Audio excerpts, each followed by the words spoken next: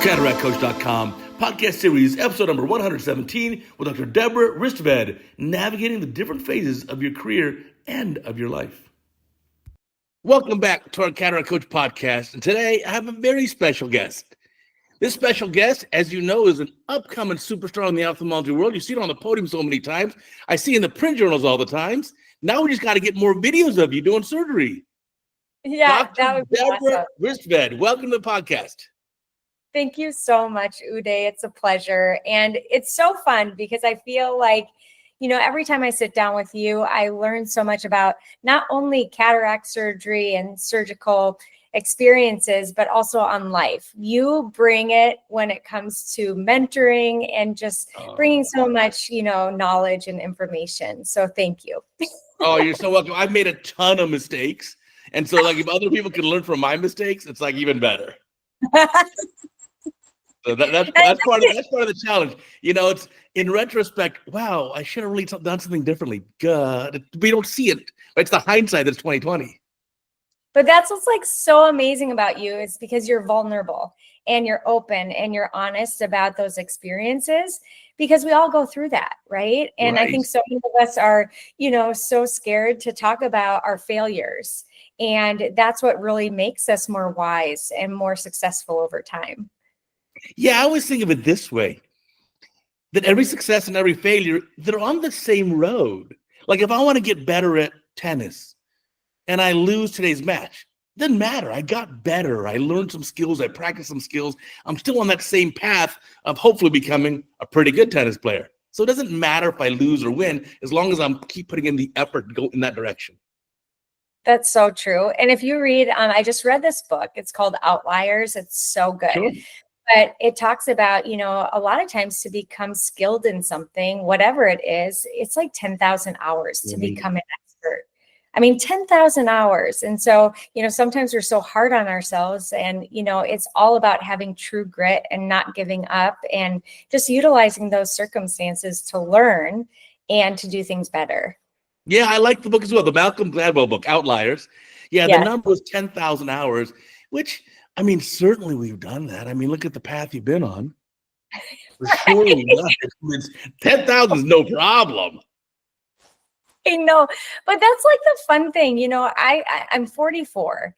And so I've been in practice since 2011. I joined my dad as a third generation ophthalmologist.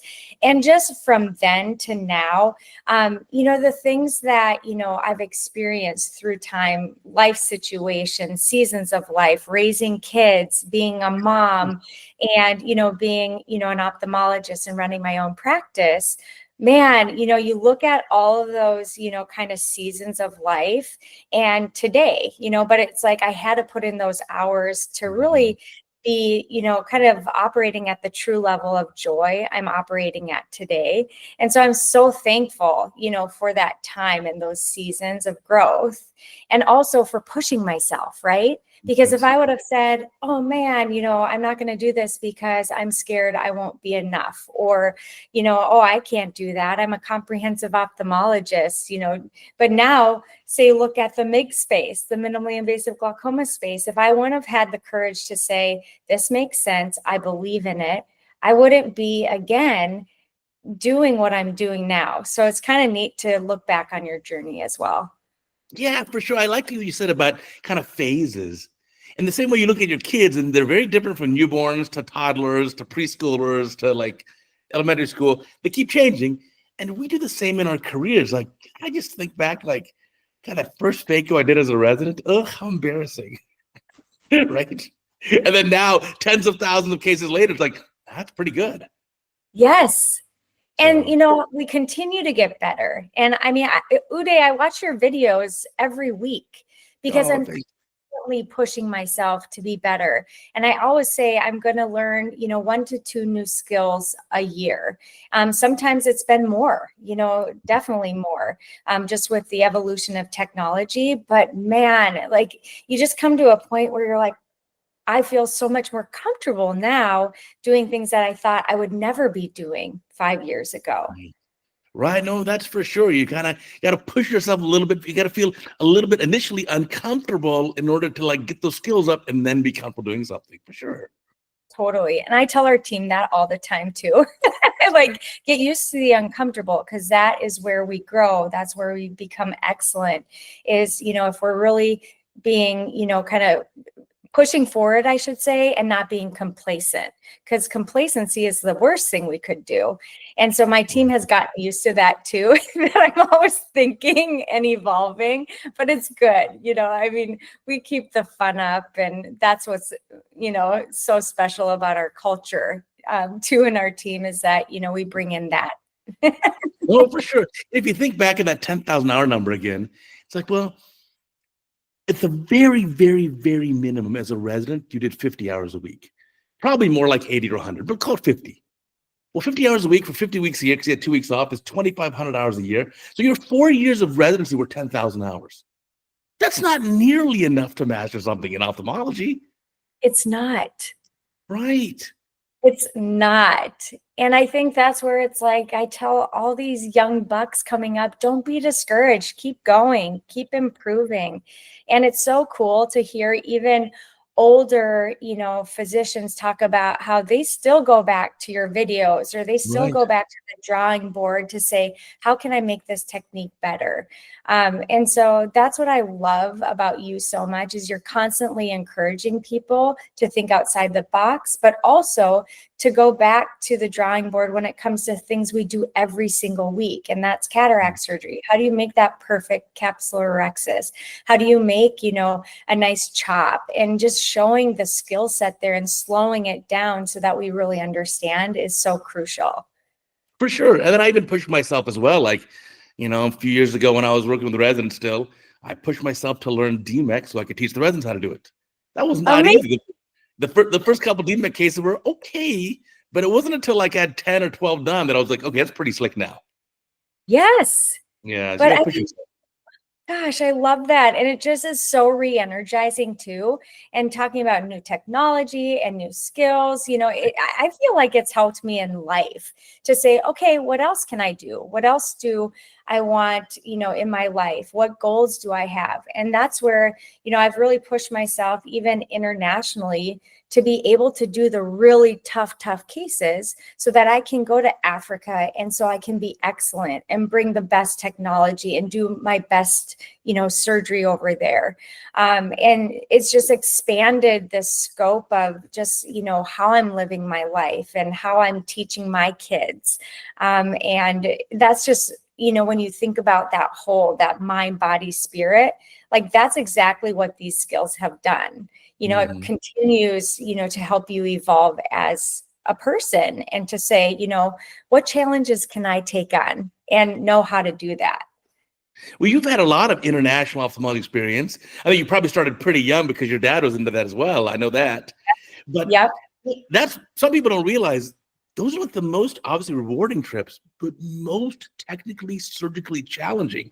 You have the densest cataracts, the worst possible cases, and the most antiquated equipment. Yes. And How it's many more so trips? Tell me. I look back, I was in my first year of medical school, and I went with my grandpa and my dad. And, just seeing the depth of pathology and these patients being walked in blind, but then the next day with a cataract surgery, walking out, seeing again, and being able to see their loved ones, and to be able to work again and to function in their home. It's just been such a rewarding part of what we do. And I really encourage everyone actually to, go serve, go on a mission trip. I mean, you can do that right in your own community with those who don't have the means. And that's what's so rewarding about the field. And, it's something that we don't take lightly. I mean, sight is so precious. But, going over there, my mind was just open to, okay, how can I help? But Uday, it took me 10 years to learn M6. I maybe did one case in residency because we just don't do it anymore. And when you go to a place that, electricity is on and off all the time, so you can't rely on that. You can't rely on, necessarily sterilization that requires so much more efficiency on energy and whatnot, you have to get creative. And so, we can bring a small set of instruments and do a beautiful M6 surgery where they have a clear cornea the next day. And so, when you think about excellence, maybe that person won't be the best candidate for phacoemulsification, but we still can provide just beautiful outcomes. And that was a whole skill set in itself to like have the courage to be like, I've never done this. And now I'm going into a part of the world where there's 3 ophthalmologists for 7 million people. Wow. And, these people kept showing up, and, it was overwhelming because you just don't have enough hours in the day. But through that, we've gained a team. So we have a West African team that's doing outreach monthly. So it's not just me doing surgery. So last year we did 600 cataracts. We've started doing minimally invasive glaucoma surgery, as glaucoma is the leading cause of blindness there. And so just like going back to the drawing board too, to say, okay, they're all coming in, maybe with count fingers vision because of high pressures. But, if I do a trabeculectomy, which may fail, or a tube shunt, that's, a little harder to manage right now with the lack of support, is that really what I want to be pushing? Or can we go back to the angle, and can we put in iDose TR as well to really help to expand that outflow pathway so we reduce that pressure? And so that's kind of where, it's become a passion of mine, teaching other ophthalmologists there on how we do things, but then going back to be creative on how can we do this more cost effective and more efficiently. And so it's just been such a fun journey. No, for sure. A lot of these populations, you can't just prescribe them some drops to use every month for the rest of your life. It's not going to happen. They're not going to be able to get the meds. So you need to have a surgical procedure. And like you said, a surgical procedure that is going to be efficacious, but not require tremendous amounts of post-op manipulation like a tube or a trab would. Yes. So it makes a great fit for those tips. And also, they don't take their drops, right? They're like, these aren't working, or they run out and they can't afford them. And so it's just not a great way of doing things. And so I think that's why, when I speak here in the United States, interventional glaucoma comes so easily to me because I see it worldwide. I see it in Guatemala when I go. I see it in West Africa when I go, where it's like, oh man, if we had screening programs, even here in the United States, to get people in and do an SLT and then use drug delivery and minimally invasive glaucoma surgery. Can you imagine the waves we could make with, preventing blindness? It's just incredible. Yeah, no, for sure. Yeah, definitely. If you're a young ophthalmologist and you've always thought about doing these things, do it. Get involved. You'll be amazed. It is quite an adventure. Yes. And you come back, sometimes I'm like, oh, going out there, it's, just as good for you. I mean, it provides so much perspective, but also it's about, establishing yourself in the culture and, really going beyond just going, for a week and leaving. How can we help the ophthalmologist that is in country who wants to learn more or who needs support? And so it's really opened my eyes to that too, in terms of systems and sustainability.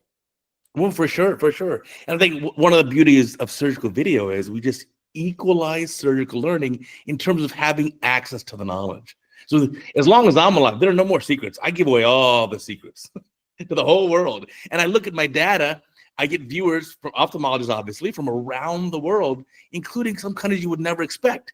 The views are small, but it's those few ophthalmologists there who are so dedicated to learning.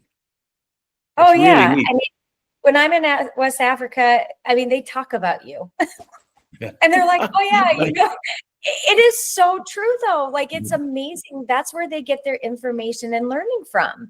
Yes. And so, they're just like, I want to learn phacoemulsification. I want to get better. So we actually had a doctor from West Africa go on the Mercy ship to learn phacoemulsification, but cool. he was saying that now he's been watching your videos. It's just so great. So, I mean, this impact is huge. And like you said, it shouldn't be a secret. Right. We should all make each other better. No, yeah, I'm actually on the CataractCoach.com website. I actually have a free PDF book of the basics of learning phaco. And I have a 25-part free curriculum series starting off with like, okay, patient selection. There's lesson 2, like, how do you do the anesthesia? How do you position the scope? How do you set up your phaco machine? I have everything covered.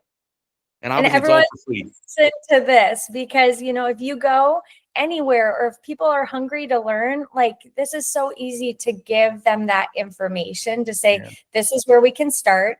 You know, let's, you know, go through these videos. And then you start to pick up those skills over time, because I've done it too quickly, you know, where I go over and I'm like, okay, let's start. Let's make the incision. You forget, you know, that, oh my goodness, they're like skilled M6 surgeons. I mean, they are so good, but, you know, they've never made a clear corneal temporal incision.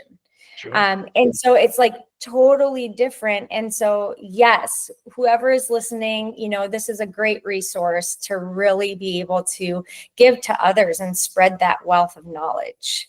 Yeah, for sure. And then not only for Cataract Coach is all anterior segment. Cataract Coach is cataract, glaucoma, cornea, and refractive. So it's all the above. And now actually starting earlier this year, a few months ago, we have a sister channel for retina called retinarounds.com. And I have a retina colleague who does the same thing, committed to a new video every single day. And I've been watching the videos and, oh my gosh, I've been learning so much. It's like, it's my guilty pleasure. Yeah, pretending that I'm learning retina. It's so much fun. What sparked you to be like, you know, this is part of my passion and purpose, is to educate others? I've always been curious on that. Well, I've always liked to teach. I've always liked to simplify things and make it easy. Like in OSN, Ocular Surgery News, I've been writing my Back to Basics column, which ended up being like basically one of their very most popular columns. This is my 20th year writing it, every month for 20 years. Yeah, and then the nice part about that is that it's really explaining the basic concepts, which has a huge applicability. Every ophthalmologist, whether you're 28 years old in residency or you're 70 years old in practice, you want us to let's refresh the basics. Yes, and absolutely. I keep up with that. And then I taught at UCLA for 20 years. In fact, if you look behind me, all of those are my teaching awards. So most awarded professor in the history of UCLA. And so it was a fun thing to do. But then I stopped teaching at UCLA a few years ago, and now just dedicating more time to basically teaching the whole world. Why teach just one surgeon, one resident at a time, which is good. I can teach the whole world. Yes. And I think that's what I would love to see. You know, I mean, I've really had this vision of, you know, how do we get the rest of the world caught up, you know, meaning, you know, how do we see less blind people, you know, like they've done with the Himalayan project, you know, in Africa, say, you know, we have a long way to go, but also skill sets. You know, you look here in the United States and there's, you know, only a certain number of us coming out of residency. And so if we don't continue to, you know, go back to the basics, become excellent, continue to learn, you know, I don't know if we're going to be able to really provide the patient care that they really need nowadays, because there's so much, you know, that's evolved over time. And it has to take like discipline though, Uday, to, you know, sit down. You have editing to do. You have, you know, really a lot that goes on behind the scenes when it comes to putting out these beautiful videos. Do you have any advice for me, you know, as I'm speaking on the podium or, you know, presenting a surgical case? Like, how do you get such a beautiful video? Well, obviously, the first thing I do when I go to my operating room in the mornings on surgery days is I go and set up the scope. I make sure that the focus of the camera is the same as the focus of my oculars, so that whatever I'm seeing is sharply recorded in focus. Second thing I do is I'll set the correct white balance, set the correct brightness. I do that before I start every time. And then I just record basically every case, but I record on a little thumb drive that, like a dash cam. If it's just a routine case, I kind of just record over them. If it's something good, I may save it. But I have a new video every day now. I've never missed a day. Today's day 2,550 something. It's been crazy. Isn't that great? It's a lot, but it's a ton of work. It's a ton of work. My best advice is if you're lecturing on the podium, this is the absolute key. You want to be a fantastic speaker on the podium. The one message is give the lecture that you want to hear. And the Yes. lecture I want to hear is get to the point. Show me all videos. I don't want to read slides. So in that regard, I never do a PowerPoint presentation. And in my lectures, if you say, give me a 10-minute lecture on this topic, on soot exfoliation, it's a 9-minute and 45-second MPEG video file. And I'll go to the podium and I'll say, hey, hit play. And I'll just start talking over the video. Yeah. So first, I'll never be over. So the other speakers will respect me for not taking up their time. I mean, worse than ever is if you're on a podium or panel with many doctors and you have 10 minutes to give your talk, you take 12 or 13. Why are you cutting into someone else's time? Right. So I'll always be slightly under my time. And then, yeah, just give a talk that I can only remember a few things. I'm not the smartest guy. I'm just hardworking. So just boil it down to very basic and give me one or two things to just take home. And that's enough. Yep. And then we're going to remember it, right? Right.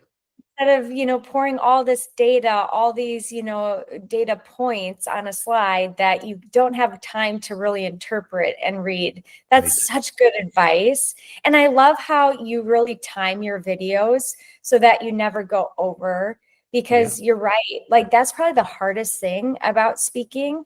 I wasn't born to be, on the podium or speaking. I just tell my story, right? I just tell my experience. That's what's been so fun is it's brought, people like you into my life. I have these beautiful friendships that I've, made all over the United States and all over the world because of that passion for educating. And so I think that it's not about you. It's about, how can I make someone else feel reassured in the audience? And what do I want to tell them that I wish I would have known? And I was so desperately seeking when I was in the audience. No, that's absolutely so true. I think that's why you've done so well. I mean, when you're on the podium, I know it's going to be a great talk. I know it's going to be fun. It's going to be engaging. You're not going to read words off a slide. It'll be a great talk. I just know it. But I am going to put more videos out there. You've inspired me. Yeah, just get them out there. Well, certainly the day after your podcast, as to say thank you to you, I let the video of the day be your video. So this podcast will air probably mid to late June. And so if you give me a video, 5-ish minutes, we'll feature it the day after your podcast. So everyone can see something about your case. And we'll give all your links there to your own channels. That is so cool. I love it. My channel, we do a lot of funny reels on Instagram, but also I've started doing a podcast, kind of like an Instagram interview on In Her Shoes. And so I've started to, I've started to interview other women in our community that are really inspiring. So I've had an entrepreneur, I've had someone who has invented a new way of doing things in the beauty industry. I've had a pro golfer in my chair. It's just super fun to see kind of what makes people tick and what makes people successful. And I think, a lot of it is exactly what you just said a moment ago. You may not be, the most intelligent Albert Einstein IQ, but if you work hard and if you don't give up and you are humbly learning from your mistakes, that's what makes you successful over time. And then perspective, right? Having a passion to say, the what of what we do is, eye surgery. The how we do it, we use technology and we have a beautiful team, but it's the why that makes us wake up every morning. And that was another key thing that I've noticed in interviewing all these women that have, become really great in their fields is that, again, they have that purpose and that why. Oh, that's so good. Wow, I love that. I love that input. I think another thing that's really helpful is that, I don't compete with anyone else. I compete against myself. And there's so many different roles that are available. I have a podcast. Okay, you have a podcast, but they're different. Mine's an hour. You're talking to a surgeon. Yours is the angle is In Her Shoes. And so it's just all you got to do is what makes you happy, and then just stick with it. And I promise you'll do well. You're not competing against anyone else. But doesn't that feel good? Like, it took me so long in my career. Like, I had such bad imposter syndrome where I was always comparing myself, like, oh, I'm never going to be good enough, or, I'm not a great surgeon, or I'm not a good enough mom, whatever it is. We have all these pressures on ourselves, but I think it is like self-induced. And the Mm-hmm. minute I just said, you know what, I'm just going to be myself. And, people can, either know the real me, or I can continue to hide behind the shell that, is not me. And I just feel like I've kind of, I don't know, become more awake and Sure. just so more, I don't know, joy filled, because I truly am living out what I was intended to do. And I don't have to do it your way. I don't have to do it my partner's way. Like, I can just be Deb, and that's enough. And that feels pretty good. Yeah, it kind of goes back to what you said in the beginning. It's like the different phases of life. When we're a resident or fellow or first couple years in practice, everyone, all of us, we all feel imposter syndrome. Like, oh my gosh, what am I doing here? Do I even belong here? But then you get Yes. comfortable in your own shoes, and now you're in the next phase. And so now you're the mid-40s phase. I'm a decade ahead of you. It just, honestly, it only gets better. It gets better and better. Yeah. And it really does. And then you find that, the biggest thing too in life is culture in your team, and it's leadership. It's not, again, about the bottom line or how many surgeries you do or how many patients you see in a day. And I love how my partner Vance Thompson says, a team that is loved and cared for will empower them to make sure that they care and love for their patients. Right. And so it really is kind of setting that tone, like, oh man, if I knew what I did now, these are the things that I would do different. And so it's really leading from the bottom up now, Mm-hmm. and making sure that I'm a good mentor, that, I'm taking care of my team, that I'm bringing our values into the office every single day, and really creating that culture where they have a part in this beautiful journey of eyesight and beyond. So that's been kind of fun to see in the last few years too, as I've become more confident in who I am. Right. Now, how did you partner up with Vance? So your grandfather and father were both ophthalmologists, and you kind of stepped into that practice, but then you made a big decision to pair up with Vance Thompson Vision. Tell me about that whole process and why and how did it work out? Yeah. So, 2011, I came back as a third generation ophthalmologist, joined my dad. He had built this beautiful practice in Alexandria, Minnesota. It's more rural. So he did everything.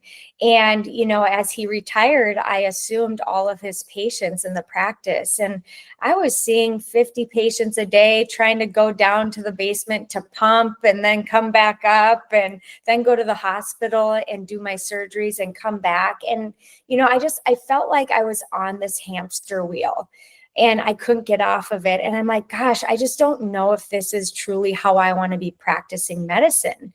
And it really was meeting John Berdahl at the Hawaiian Eye. We shared a mutual patient after 7 years in practice. At the time when I was really thinking, like, what else can I be doing differently to really live out my passion in eye care? And so at that time, again, seeing established patients and comprehensive eye exams, and going to the hospital to operate where they told me that I could only have a certain amount of block time, that I couldn't have 2 rooms, that I couldn't do this amount of patients, that I was going too fast, you name it. And I'm like, oh, I need to be me. And so John and I kind of got to talking at the Hawaiian Eye, and he's like, well, why don't you come down to Sioux Falls and see how we do it? And it was just such a beautiful day of just like watching how the team flowed through and watching how their surgery center operated. And it really comes down to servant leadership, Uday. Like, they make sure that their team is good and that they take care of their team, because that makes, again, patient care so much better. And so they really have figured out, ways to, just get down to the core of what it means to serve. And so that's what I took away. Take out the fancy building, take out all the bells and whistles of technology. That's the secret, is just Right. how they're serving and leading. And so, after a few days, like, we kept talking, and then they offered me to join. And so I was the first non-fellow to join Vance Thompson Vision. I Wow. was fifth. I was the first female of the group. And so that was, different too, because now I have all these brothers after being alone on an island by myself, and they are phenomenal. I mean, Sure. I love them so much. But, the nice thing about, what they've developed, we kind of run by, our vision and values. That's how we hire people. And we really invest in doing the right thing, investing in the best technology and making an experience second to none. And so if Nice. you guys haven't read Secret Service, that's a book that's been really inspiring to our team, just in how to make someone's day, whether it's, a bouquet of flowers because it's their anniversary, or a little mug with candy because it's their birthday, or just, Mhm. writing a card of sympathy when someone loses a loved one. It's those little human touches that Vance really taught me was the core of how to love. And so it's Oh, just been a fun journey. I love my partners so much. And now we've grown in the upper Midwest. And, we continue to just have these wonderful surgeons in our practice that truly are humble, and they love on people and love on our team yeah. and our patients. So for those who don't know, you're in a small town, Alexandria, Minnesota. So you're probably like 2 hours west of Minneapolis off of Yeah, 94. you And got then, it. yeah, Wow. and then Vance in Sioux Falls, South Dakota, which is going to be probably like a 3 hours, maybe southwestish somewhere. Yep. Yep. So he's So about how do you, so now you're pretty remote though. You're a few hour drive, but you're 3 hours away from the mothership to Vance Thompson Vision. How does that work out? Yeah, and that was, something that we kind of had to, build as we grew, because how do you keep the, vision of what Vance Thompson Vision should be when you're not all in the same building? And Mhm. that's where, it's really been important to have Zoom. So, during the day, I can actually see my partners if I log into Zoom rooms in Sioux Falls, in Oh, Fargo, in Bozeman. So I wow. can kind of see them working at their desks, and, if they have time, we'll hop on and say hi. So that's been like a cool little thing to connect us. And then, just to really make the effort where we're all getting together as surgeons, once a month to really talk about, how everyone's doing, how the organization is doing, and then, having, kind of spin-offs of that, but just being intentional about that time together. And even like when we go to like ASCRS or Academy, we're always creating that dinner time for the VTV Mm. family. And so that's where all of our staff, team members from all over the upper Midwest are coming together, and we sit down for dinner as a family. Well, that's very cool. Now, that must be also very helpful to take some of the admin duties and bureaucracy off your plate to give you more time to focus on either patient care or your own growing family. That has been huge. I didn't realize, kind of what a stressor it was, Yeah. because, in private practice, I was seeing 40 to 60 patients a day. And then I was going home, tucking the kids in, and then going back to the computer, doing my own scribing, doing my own billing and coding. We had a team of 6, Uday. And now with building a new clinic and surgery center where we have a lot more flexibility in when and where we operate, we're up to 38 employees. Just And in so that, Alexandria. yes, and most of them are women. So God bless the like 3 men that are in our practice. But they're Wow. so good. But it's just so fun because not only in rural Minnesota have we created jobs, but we're creating this beautiful patient experience that's become a destination. And so I just love how we've really expanded that. And, when you talk about how have you done that? Well, I took a comprehensive practice And then, found these patients that didn't need me anymore a home. And so that's where it was so vital to create relationships with optometrists in our community, with other practitioners, so that I knew that our patients would be tucked in. And that really allowed me to do more surgery, to be able to expand in the skill set that I wanted to be excellent in, while someone else could do eye care or primary eye care at their best and highest level. And it's been this beautiful journey, because I thought, ooh, like, what? I'm not going to see these patients, or, I'm going to hire optometrists and they're going to help me, see these consults. So sometimes I don't meet the patient until a few days before to talk about, their upcoming procedure. And so, really it's that trust that's built in small encounters, and making sure that you're looking at those details behind the scenes, but also finding people that are excellent around you, so that we can all collaborate together to provide the best experience and the best care. And I think that's where we're seeing medicine going, not only being more proactive instead of reactive, but also finding excellent people around you, administrative wise, or, professionally, to be able to help you operate at your highest level. That makes a lot of sense. I mean, to delegate as much as you can. So there's one thing that you can do that basically no one else in practice can do, which is the surgery, the procedure. Yeah. And so that's what you should focus your efforts on. You shouldn't have to do, let's say, routine primary eye care, refractions, or even things like answering the phone. You shouldn't be doing that. That should be delegated out to other people, and they can do it at their highest level. No, it makes a ton of sense. Yeah. So that was, can you imagine, my eyes being opened when I joined Vance Thompson Vision? I'm like, wait, you guys don't do that yourself? You have someone else doing it? Because I didn't know, we were just this, small practice, and my dad had a beautiful practice, and everyone loves Dr. Guess, everywhere I go, oh, I love your dad. I loved your grandpa.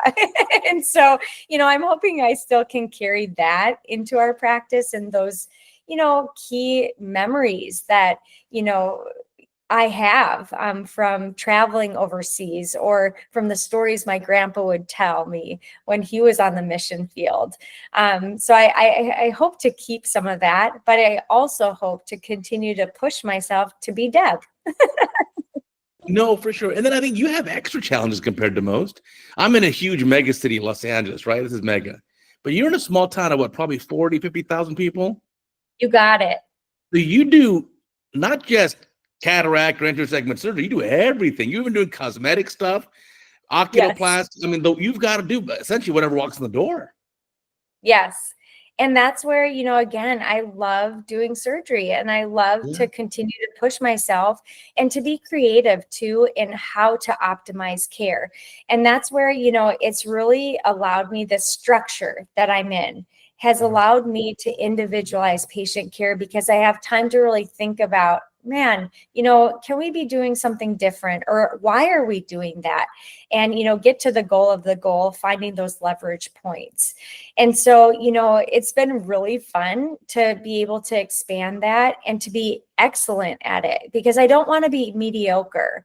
And so not only, is it important with cataract surgery, but, you think about oculoplastics and the big scope that you have when it comes to, what you're managing, from brow ptosis to ptosis to ectropion and tropion, all of that. And so that's been really fun to kind of be an expert in this area.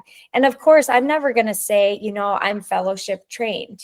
I know where to stay in my bounds of, safety and excellence. But at the same time, I've pushed myself so that I can be good. And so it's just been really fun to be able to say, you know what, I want to learn this. So I go and watch someone, they, tell me their techniques and give me some pointers, and then I take it back to Alexandria. And so what that's done is it's made me, think, okay, what else can we do? So not only are we doing, cosmetic, but we're also doing skin laser rejuvenation. And so at the Nice. time of a blepharoplasty, we can also reduce wrinkles and get rid of brown spots. And so while those patients have downtime, we've learned to really optimize our results in that capacity. And so that's kind of been fun, as well as, you think of the glaucoma space. I love, love, love glaucoma and minimally Right. invasive glaucoma, interventional glaucoma. And that's the same thing. It's like, okay, where are the gaps here? Sure. What do I need to train myself in so that I can, operate at the highest potential of kind of what I'm capable of. And so that's why I continue to be so passionate about different things, because it opens up my mind to the possibility, and it makes me push myself, beyond where I thought I would be able to push myself. Right, for sure. Well, I love the commitment to continued learning. That must be how you met my sister. I have a sister who did otolaryngology and that does facial plastic surgery. That's how you met her at some plastic Okay. meeting. Your sister, Kay, is amazing. She's a skilled facial plastic surgeon. So we met because there's this new device coming out. It's called the Zip Lift. And so oculoplastics, it hasn't evolved as quickly, say, as cataract surgery or technology in our field. And so, to have a new device in our hands that actually removes skin, and it's a sutureless procedure using glue. It's pretty neat. And so Kay and I have been, one of the first surgeons to be able to use it on our patients. And so I love that, because then we can go back to the CEO, Dr. Beeler, to say, okay, we need to refine this. We need to change this. This could be better. But we're hoping that the Zip Lift device will create less bruising, less swelling, less downtime, and provide, again, that sutureless technique. And beyond, for easier healing. So it's been fun to be in this world and to meet your sister. I don't even know. I have to kind of like rip on you a little bit. I think she has like tons more followers than you do. Oh my God. So yeah, I only make videos for fellow ophthalmologists. She makes videos and content for like the world. So she's got, I don't know, hundreds of thousands of followers. She's amazing. She's my older sister. And if she looks 10 years younger than me, but she's actually my older sister. Good. She's my older sister. She's the best sister ever. I was such a stinker, bad kid. She kept me in line. She protected me. She saved my butt my entire childhood. Well, someone had to. So bless her. She is an absolute angel. But I also were your parents ophthalmologists or no, neither. No, neither. They weren't physicians. No, they're both MDs. That's how they got immigration to come to the USA. Both my parents have passed. So both my parents, they live good lives, but they've since passed. They were both physicians, but neither did ophthalmology or facial plastics or any of that. So we just did our own thing. And that's pretty incredible that you both went into, just such great fields. Well, actually, it's me and three siblings. The four of us, we're all MDs. Stop it. Yeah, okay, but honestly, I'm the dumb one. I'm the least successful and the dumbest one. I'm not joking. I'm totally serious. Well, I have major respect for you. And, I have 3 kids, a girl and 2 boys. They're approaching kind of the preteen phase. So how do I get them to, look into fields like medicine nowadays? Is what your dad did for you, what your grandpa did for your dad? Yeah. Or you could steal a line from my family. My family, the line is, when you grow up, you can be any kind of doctor you want, anything. That's what my husband says. Because he's a physician too? No, but he tells our kids, like, when you grow up, you can be any doctor you want to be. So your husband's quite a smart man. But it's funny because, taking them to Guatemala this last year, they wanted to be in the operating room helping. I just saw their eyes open to like the possibilities of what they could do. And they were talking about, I really like this. And so it was Yeah. kind of fun. And I think that's what my grandpa and my dad did. They never told me to go into medicine, but they led by example. And so I saw how they were helping and, really changing the world. And so I'm like, I want to do something like that. And my grandpa always said, women should be ophthalmologists. They have these small, dainty hands. And so it was so cute. At 100 years old, he would go to the meetings and be like, look at your hands. They're so small. It was so Yeah. I got the big meaty size 8 hand, so it's but they're not as steady. pretty. They're steady. But yeah, no, it's I think I'm thankful every day that I'm an ophthalmologist. It's been such a blessing in life. I couldn't imagine doing anything else. So it's really a neat thing. Now, I want to ask you a little bit. You talked about working with some new startups in ophthalmology space or the plastic surgery space, but you're also really good, by reading your disclosure list, of working with a lot of important companies in ophthalmology to help develop the future of it and also help educate fellow physicians. How do you get involved? The most common question I get asked by young ophthalmologists is, how do I get involved in working with some of these companies? I remember when Allergan was Allergan, getting a letter to be like, hey, we would like you to participate in this advisory board. Right. And I reached out to John Berdala as I was transitioning from Alexandria Eye Clinic to Vance Thompson Vision. We hadn't aligned yet, or we hadn't formed a partnership yet. And he's like, Deb, you should do that. They're really fun. And so I think because at that time I was a comprehensive ophthalmologist doing a lot of Zen implants, they wanted to kind of hear from, a broad kind of range of ophthalmologists in different parts of the country. And so I got asked, and I had so much fun because it's like you get to take a, front row seat to what companies are really investing in their vision. And you get to learn from other ophthalmologists, these beautiful new techniques that maybe you hadn't discovered yet. And now I feel like, just with the relationships and with, the investment in research that we do, that's really helped me to develop relationships in industry. And so, just my passion for being able to put in an implant in the United States that's maybe not here yet, and to really get my hands on it and see how it works and how patients like it, and then tell that story, and that feedback has been, really instrumental in, just kind of my journey and starting. But it really was, finding what I was passionate about and telling about it, not trying to talk about something that I didn't know anything about, right? And so I think that, different companies picked up on that, like, oh, she's doing a lot of this, and, we would love to hear from her. But it was really getting involved in advisory boards. It was having dinners first in Alexandria, Minnesota, getting practice in front of our optometric referral, having the company sponsor us to do that, to, again, being able to do booth talks at ASCRS or at the academy for these companies that, we had built relationships with through research or through, education. And so I don't know why they keep asking me to be involved, like, honestly. Yeah. Well, what it is, because you speak from the heart. I think the most important thing you said there, for a young ophthalmologist, if you want to be involved with industry and developing the next generation of products or educating fellow surgeons, the key is just focus on what you actually do in your clinic, what you actually enjoy, and what you actually know. And if you can talk about those things, it's super natural, super easy. There's nothing to memorize. You don't have to learn. You're already doing it. That's right. And you can be authentic. Right. And that's where I've found, that is the I don't know, most inspiring place to be is, when you can really say, I wonder how I can do things better, and then tell about it and talk about it to other colleagues.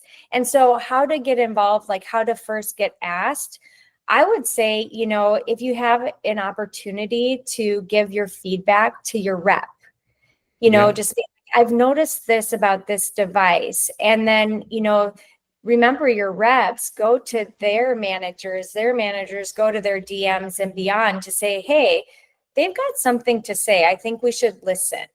Right. And so that's kind of how I started. Snowballs. Yeah. You know what I mean? And then it snowballed to Yeah. where, now I'm in the room with, people way beyond my skill set and knowledge, and trying to do the best I can to give my feedback from my perspective. But again, it's really being authentic and starting That's the small. key. And then, telling your rep, I'd really be interested in getting more involved. Yeah, the key is the authenticity. You are so right. It will take you as a speaker in ophthalmology, a key opinion leader, as we say, or KOL. It'll take you 10 years to build credibility. It'll take you 10 minutes to lose it. Yes. So just That be is so authentic. true. That is so important. It is so important.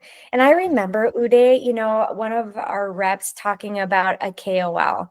Oh, they speak for so many companies, this and that. And so we don't really want them on the podium. I'm like, why not? They're truly telling you how they use every single device within their practice and how they individualize patient care. That's actually the person that you want, not the one that just does cookie cutter every single time to every patient. I mean, Right. you can't fit, a square peg in a round hole. I think that's what they say, right? And so I actually love it when you find these people and they have like 30 different organizations that they speak for, and they do it authentically. That's the key. But it's like, knowing these people as friends now, I'm just like, oh my goodness, they're living and breathing what they're talking about, and they're doing it in such a beautiful way. And so, it's just funny the perspectives and how they change over time. Yeah, for sure. And I will tell the young ophthalmologists that don't do it for revenue, because you'd make far more revenue per hour or per day in your own clinic, in your own operating room. That's so not the purpose of this. No, it's not. When I first started speaking and, I first started working with companies, I really felt like one day I would be, talking to a me 10 years ago. Someone once asked me, what would you tell yourself 10 years ago? And that's how I approach this. I feel like it's allowed me to really raise people up that maybe are in that position I was in 10 years ago, imposter syndrome.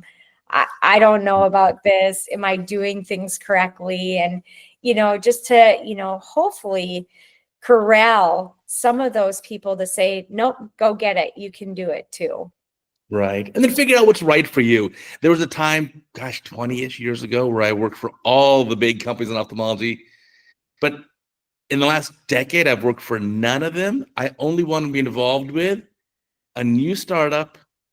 And it's honestly, I want the excitement of building a new startup, and I want stock ownership, to be honest. I love it. So But I don't mind starting with a small company. Small is good for me now. I've changed gears.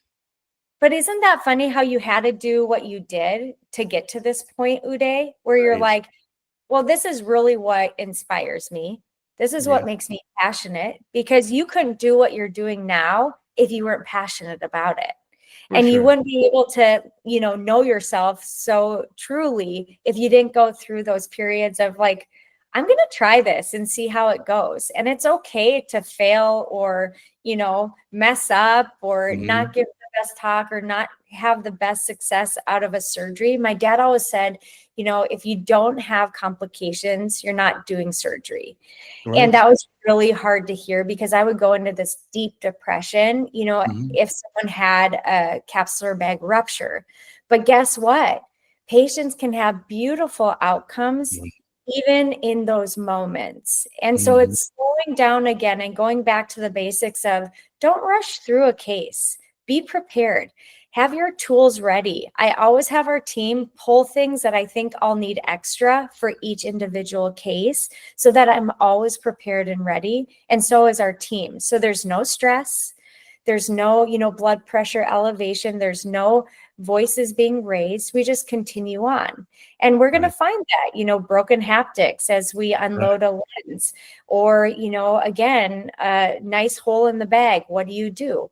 Go Sure. slow. And you can still have beautiful outcomes if, you go back to the basics. And so I think that's, been my passion in inspiring others, as they're thinking through their journey and what kind of drives them, is to say, be you, but also don't be afraid to take those risks. That's such great advice. What good final closing words do you have here now? For you're 44, you said. So you're about 12, 15 years into good solid practice. Now, Yep. if there's a young ophthalmologist, let's say 30-ish years old, and she or he is listening like, what am I going to do the next 10 years? What's the best advice you could give yourself for 10 years ago? Or for these young doctors just starting off? What's important? I love talking about goals. What is your 1-year goal? What's your 5-year goal? And what's your 10-year goal? I think it's really important to actually physically, in a notebook that you carry around, have that with you at all times. Because I look back on those moments and I'm like, oh my goodness, this came true. This happened. But it's because I was constantly looking at those goals of what I wanted to see myself as, in a year or 5 years or 10 years. And again, be your authentic self. Don't be afraid to take risks. If there's something you want to learn, write it down and go find someone to mentor you, or go to CataractCoach.com to learn a new skill set, because these videos are broken down so eloquently. Or for me that, wanted to learn more plastics. Right. I went to Sioux Falls to be mentored by my younger oculoplastic fellow. And that just helped me grow and expand and become more confident and comfortable in what I was doing. And so definitely that, write down your goals, stick with them, have that vision, know yourself, and remember that your team around you is going to be critical. So make sure that you develop good leaders and you lead well. Oh, what great advice. I wish I had heard of that last, 3 minutes when I just finished my residency. It would have been so much. You're never taught these things in residency. And I was so dumb. I was so stupid and naive that when I was a senior resident, I was just about to graduate, and I said to myself, can't wait till I'm at practice. It'll be so much easier than residency. The exact opposite. The exact opposite. And take some business and AI courses while you're at it too. Right. Yeah, it's all great advice. But I want to thank you again for doing this podcast. I can't believe I'm talking for an hour already. The time has just gone by like that.